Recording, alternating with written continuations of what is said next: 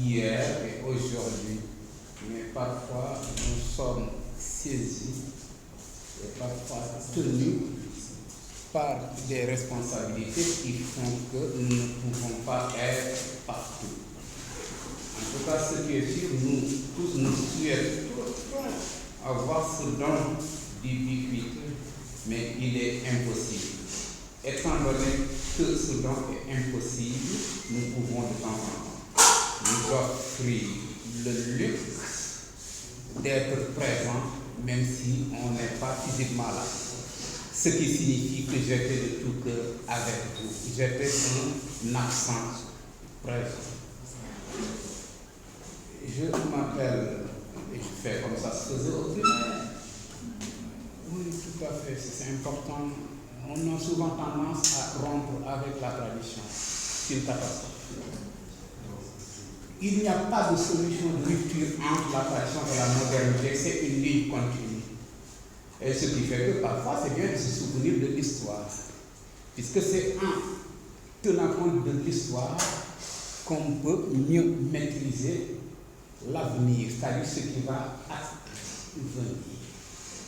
Je m'appelle, comme au primaire, je me souviens, Lamine Diaye. Je suis professeur titulaire de sociologie et d'anthropologie et par ailleurs directeur de l'école doctorale études sur l'homme et la société de l'Université Cheikh Anta Diop de Dakar. On me demande de présider cette séance.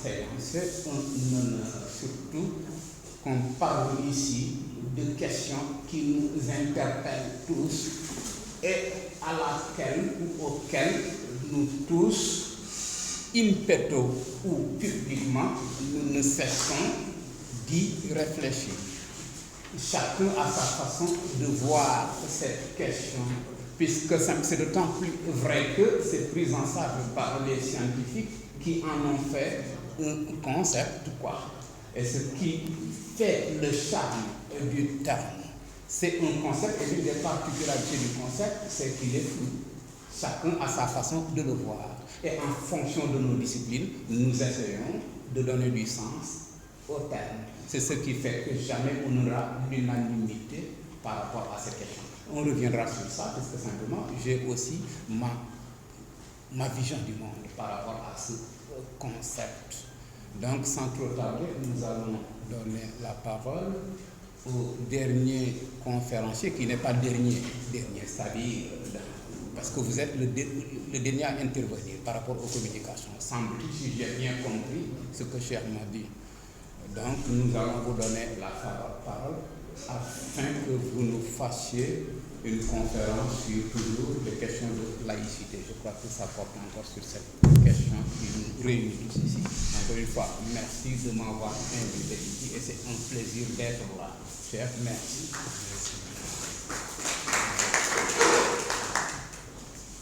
Merci, professeur Ndiaye. Je m'appelle Papa Omar Fall, mais je suis plus connu sous le pseudonyme de Pofrima Djeourignou Sané. Et je suis linguiste de formation de base. J'ai fait mon DEA en linguistique. Et après le DEA en linguistique, j'ai travaillé 2 ans, 3 ans à l'IFAN dans le projet Bien culturel africain. Et je suis parti en Allemagne dans le cadre d'une bourse de mobilité scientifique. Je pense que j'aurai l'occasion de donner d'autres informations sur ma personne, parce que dans l'approche alternative que je propose, il est aussi question de biographie. Il n'est pas seulement question de concept. Il est question de concept, il est question d'histoire et il est question de biographie. Mais biographie ne signifie pas raconter sa vie ou se le raconter autrement. Maintenant, ce que je propose comme thème, pourquoi parler des monologues au dialogue? Faudrait-il définir monologue et dialogue et après parler de leur interaction? je ne procéderai pas comme ça, parce que là, c'est s'inscrit dans l'approche traditionnelle et nous voulons notre approche alternative. Maintenant, dans ma communication, il s'agira maintenant de parler de l'être. Et je parle d'un constat. Au Sénégal, si on prend le procès éducatif, on se rend compte que l'intellect, la relation intellectuelle joue un rôle primordial. Transmettre les connaissances, c'est focaliser son discours sur le remplissage de la tête. C'est comme ça on a des têtes. Au Sénégal, ce n'est pas des têtes qui manquent. Et c'est ça qui fait que si on analyse, là c'est la première posture, on constate une sorte de macrocéphalie, ce que j'appelle macrocéphalie intellectuelle, parce que les gens, ils connaissent tout sur tout. Ils sont spécialistes de tous les domaines et le système sénégalais prépare à cela. Dans ma proposition, je dis, bon, la tête c'est bon, c'est important, mais la tête ne fait pas, peut-être ne fait pas 20% du corps humain incarné. Pourquoi se focaliser seulement sur la tête? Et quand on se focalise sur la tête, qu'est-ce qu'on laisse? Qu'est-ce qu'on laisse? Parce qu'on peut faire un choix de se focaliser sur la tête. Mais se focaliser sur la tête, c'est oublier les autres parties du corps humain. Et si l'on sait, par exemple, en ce qui concerne l'approche alternative, nous allons beaucoup insister sur par exemple, l'intelligence manuelle. L'intelligence manuelle, l'intelligence émotionnelle. Donc, c'est pourquoi, sans plus tarder, je vais vous demander ngeen déglu ma ak seen xol, mais bu leen ma dégloo seen xel. Généralement, on dit, écoutez-moi avec votre déglu leen ma ak seen xel, bu leen ma dégloo seen xol. Mais moi, ce que je propose, c'est ngeen déglu leen ma ak seen xol, mais bu leen ma dégloo seen xel. Donc ça, c'est la première rupture. Ma participation, ma contribution sera au niveau des réflexions aussi sur les contenus didactiques et pédagogiques. Après avoir fait une formation en linguistique, donc j'ai fait à Stuttgart une formation dans un institut spécialisé dans le domaine de la sémiologie alternative et de la pédagogie alternative. Et maintenant, la question que je pose, c'est comment enseigner le phénomène laïque de la question de l'enseignement des religions à l'école. Comment enseigner la religion, les problématiques abstraites, mais avec comme cible des enfants qui sont au niveau de la puberté, en respectant les cycles de vie. À des enfants qui ont 7 à 14 ans, comment leur enseigner la laïcité? Les enfants qui ont 7 à 14 ans, la phase de la puberté, comment leur enseigner la laïcité sans être abstrait? Comment enseigner la laïcité ou le phénomène laïque, de manière générale, à des adolescents, à des jeunes adultes? Comment aborder la question de la laïcité autrement? Et une deuxième partie, j'espère qu'on aura le temps d'avoir cette partie, je vais proposer comme support didactique et pédagogique la réflexion sur ce que j'appelle la hiérarchie des serments, avec comme exemple le mouride ou le mérite, le serment constitutionnel du président de la République et le serment maçonnique de l'apprenti maçon, les 3 premiers serments de l'apprenti maçon. Et leur implication maintenant dans les réflexions que nous sommes en train de mener ici. Donc, pour aller plus vite, je ne vais pas plus vous parler du labo, mais je pose 3 questions primordiales. Pourquoi dialoguer? Avec qui dialoguer? Ça, c'est l'approche. Et comment dialoguer? Il s'agira,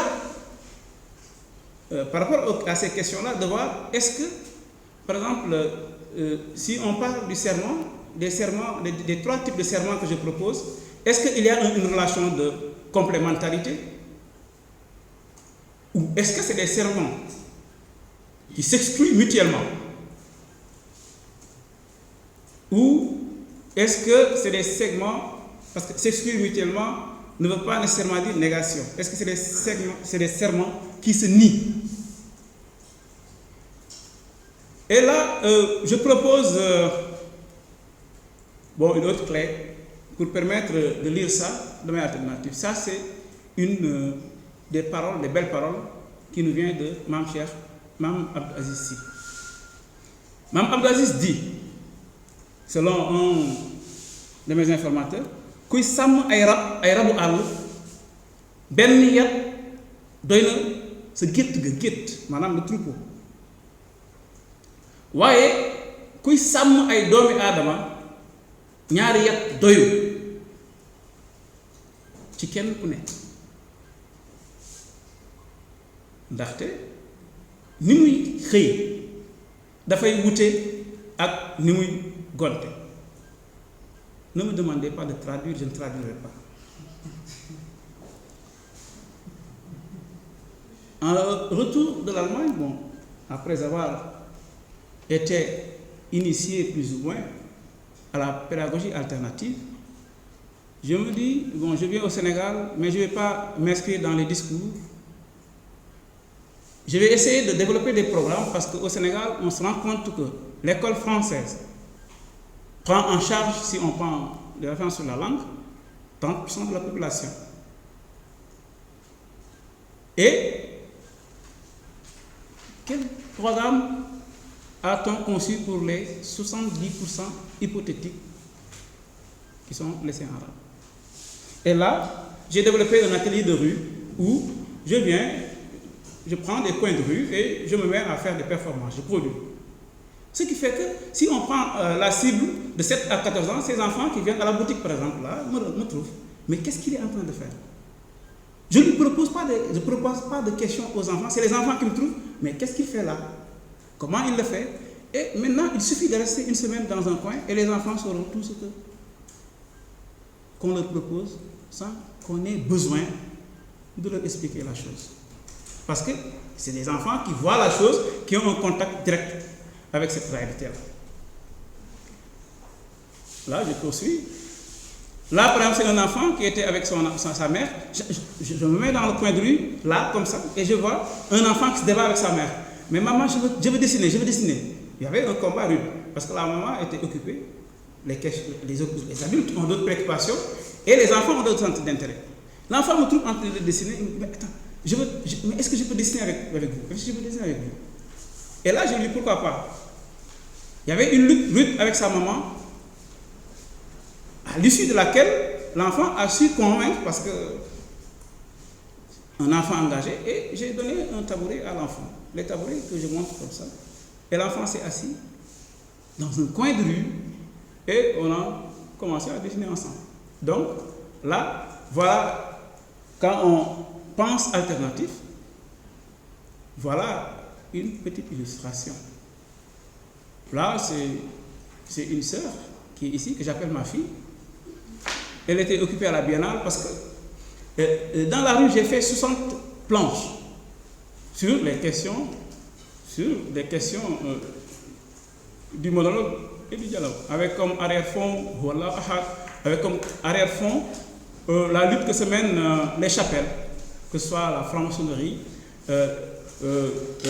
les tarikhas, et le bon peuple qui est là. Et elle vient avec une structure. Elle vient dans le labo, elle me dit, quelle est la scénographie de l'exposition? Je lui dis, qu'est-ce que ça veut dire scénographie? Parce que ça, c'est un concept que je ne connais pas. Tout le monde parle de ces concepts. Et je lui dis, la scénographie, mais propose, est-ce que je lui dis, montre-moi ce que tu veux faire? Et là, on est sorti de la rue et voyez-vous comment de l'informel, de l'instinctif, on va vers des structures beaucoup plus complexes. Là, vous avez, parce que le labo, je le balance en passant, et a été monté au labo de la rue.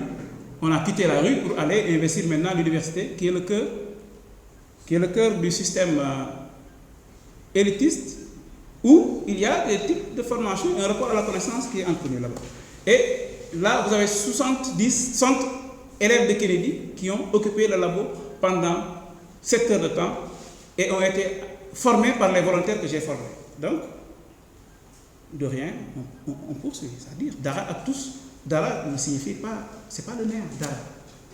Donc, on parle de Dara et on poursuit et on utilise comme méthode d'immersion. Et la découverte, et les gens apprennent à se faire confiance. Et là, je vais aller plus vite. Plus vite. Et quel est le rapport avec notre thème? Justement, dans l'alternative, on essaie d'éviter les trucs linéaires, structurels, les casiers, les canevas, les programmes préfabriqués. Et maintenant, vous avez deux images. Là, c'est un minaret avec une cloche. Il se trouve au Sénégal.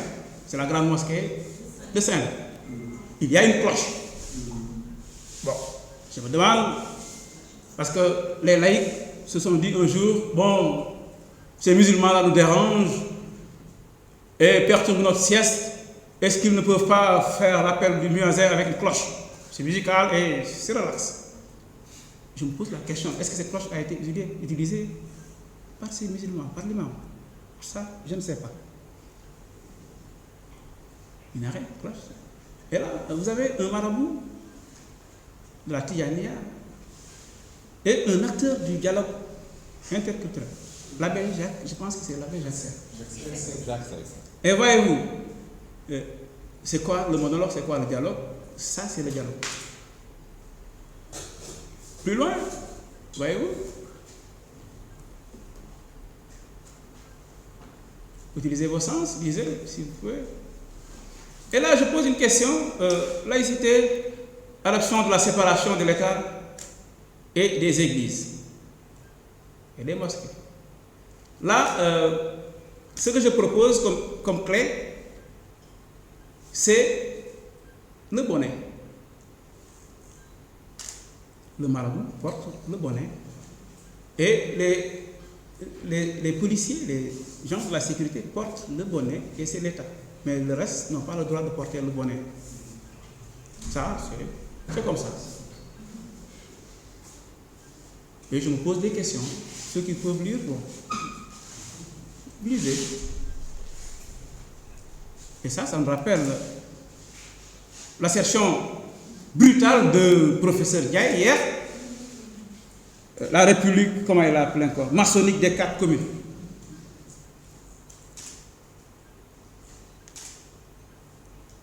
Maintenant, j'en viens au premier serment, le serment mouride. Ne soyez pas gênés si ce n'est pas linéaire. Je vous rappelle à ceux qui s'attendaient que ce soit linéaire, ça ira dans tous les sens. Mais à la fin, on va essayer de voir, de retenir. Mouride ou mouride? Fallou, c'est une femme. Mouride ou mouride? C'est quel marabout qui disait cela? Et dans quel contexte? Mouride ou mouride? Oui. Je pense que c'est Cheikh Abdallah. Et dans quel contexte? Comme ça ne vient pas. Bon, mouride pour le vrai, le livret. Le mouride, l'aspirant authentique et l'aspirant. L'appellation plus populaire, c'est mouride. Moi, je crois que pour des soucis de. Je suis un peu un dictateur de l'horloge et que vous aviez droit à 15 minutes. On peut vous laisser parler, mais la discussion pourra se faire après. Mais si on on est dans l'alternative. Voilà. Et dans l'alternative, je vous comprends très il n'y a pas de monologue. Je pose une question et il répond, il y a le dialogue. C'est ça la définition du dialogue. Le dialogue, je crois. Maintenant, on peut se battre. Je comprends très bien, mais on a un souci de temps et par respect au temps, et ça se fera après. De toute façon, le dialogue est incontournable, on le fera. C'est Fallou. Mouride, oui. Il y a l'appellation plus populaire, mouride et mourir. Oui. Mourir, ça veut dire que ça fasse du bruit. Donc, merci. Et là, j'introduis les deux notions, Nyit et Kilifa. On voit là un président, un homme politique qui s'agenouille devant un autre être humain qui se trouve être son guide. Et celui qui est à genoux, on l'appelle en wolof Nyit. Et Nyit, c'est le Nyit Touré, c'est le président. c'est l'acteur laïque, et kilifa,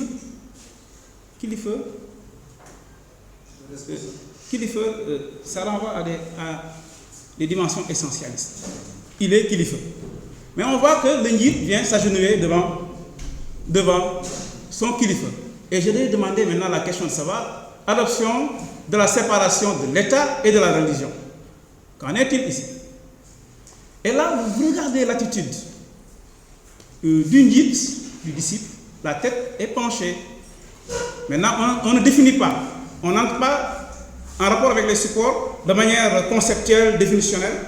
Là, nous sommes en train de caractériser ce qu'on voit. Oui, le disciple a la tête penchée, ça signifie soumission. Est-ce que c'est temporel, religieux, éphémère, spirituel, etc. On peut. Et maintenant, on a un autre rapport. C'est le porte-parole du kilifa, qui là est un kilifa. Et regardez maintenant, là, nous avions un rapport de premier degré, où le kilifa du temporel s'agenouille devant le grand kilifa, le nid du temporel s'agenouille devant le grand kilifa, devant le porte-parole du grand kilifa, qui se trouve être le khalife général. Avant, c'était devant le khalife général. Maintenant, regardez le niveau. Ça peut être utile. Et maintenant, on poursuit toujours notre caractérisation en étayant, en améliorant acte d'allégeance, acte de soumission, pouvoir temporel, chef religieux, espace spirituel, salle de réception, protocolaire. Et je vous avais parlé de la tête. Maintenant, regardez, un disciple mouride qui porte bizarrement le bonnet. Le bonnet. Le bonnet. Là, nous avons maintenant, ça peut être, le contexte pourrait être un contexte de conquête de pouvoir, de lutte. Regardez les rapports. Et je vais vous dire une chose, c'est une prémonition. L'image, cette image-là peut annoncer, peut avoir des incidences dans le futur. Regardez Abdoulaye Wade, là où se trouve Abdoulaye Wade, excentré, et qui se trouve à côté de celui qui détient des énergies et qui, bon, je n'entre pas dans les trucs politiciens, je m'en limite au fait. Regardez maintenant la deuxième image, où l'actuel président tend ses mains. Et je pense qu'il n'est pas sous pression ici, on ne l'a pas mis, il n'y a pas de pression. On ne l'a pas demandé de le faire. Et il n'y a aucune contrainte. Même si, bon, hors contexte, des gens qui ne maîtrisent pas notre culture peuvent penser qu'il y a quelqu'un qui est asservi. Et non, il n'y a aucune contrainte. C'est lui qui le fait délibérément. On continue. Et là, vous voyez maintenant, le porte-parole est en bas, celui qui était en bas, maintenant se retrouve en haut, les paralyses des formes. Je continue. Bon, après là, on a des mots-clés, tête penchée. La tête n'est plus penchée. D'allégeance. Qu'est-ce que c'est que ça?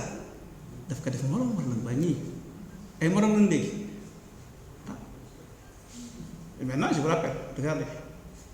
On passe de ça à ça.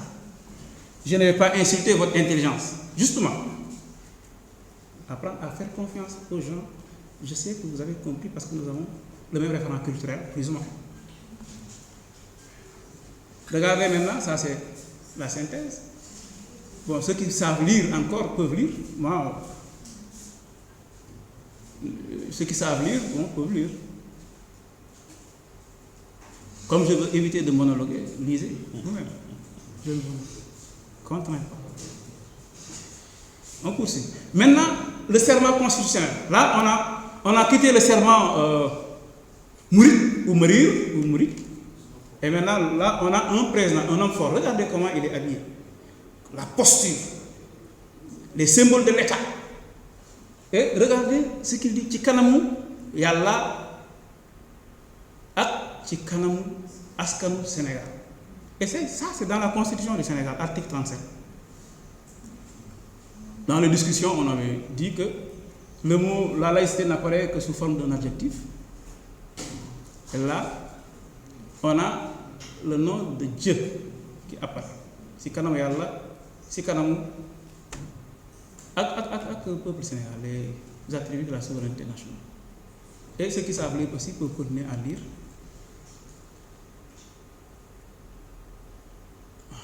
Là, nous avons le troisième serment. C'est le serment maçonnique. Où l'apprenti entre dans la loge et fait son serment. Ceux qui savent lire, vous lisez. Mais moi, j'ai essayé de faire ça en wolof. Man, Kima, Wada Ablay, Wada Man, qui sama coobare, la liberté. Il n'y a aucune contrainte aussi, là aussi. Nous avons 3 types de serments et il n'y a aucune contrainte. Et n'oubliez pas maintenant les clés que je vous avais données au début.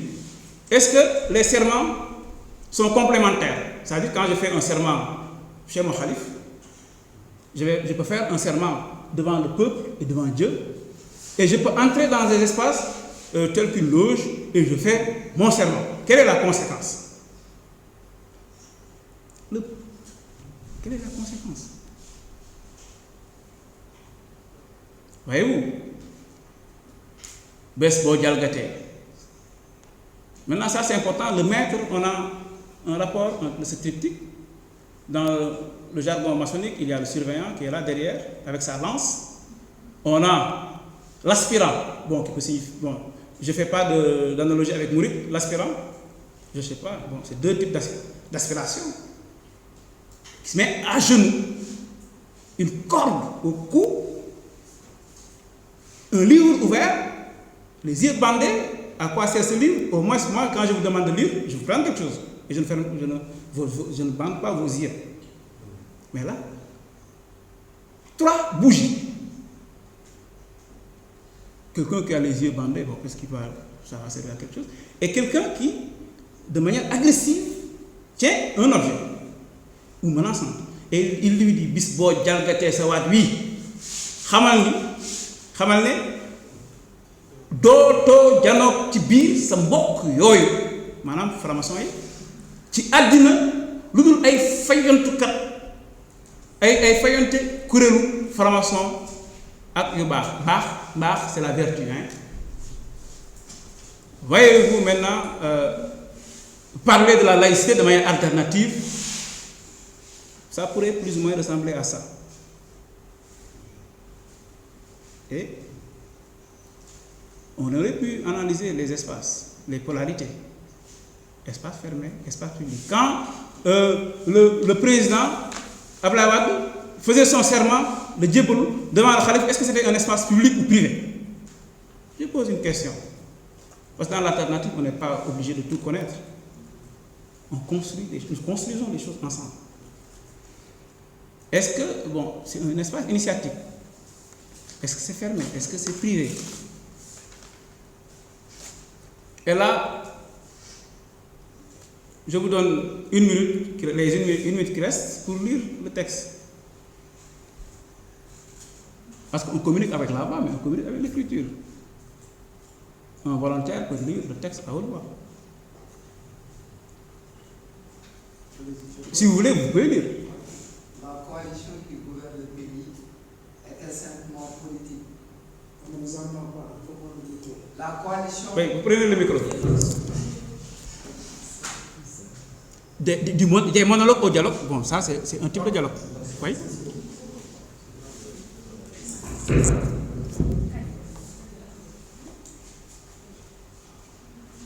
Des monologues au dialogue.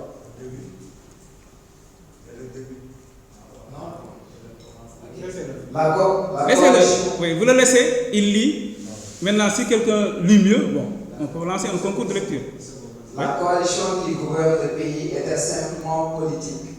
Ou pouvons-nous spéculer sur une fraternité souterraine? Autrement dit, je ne vois pas le ciment de cette coalition. Les socialistes et les communistes passent le plus de leur temps à coiffer des lauriers au nouveau prince libéral, devenu comme par hasard l'un des plus influents du pays. Et c'était le mot de la fin.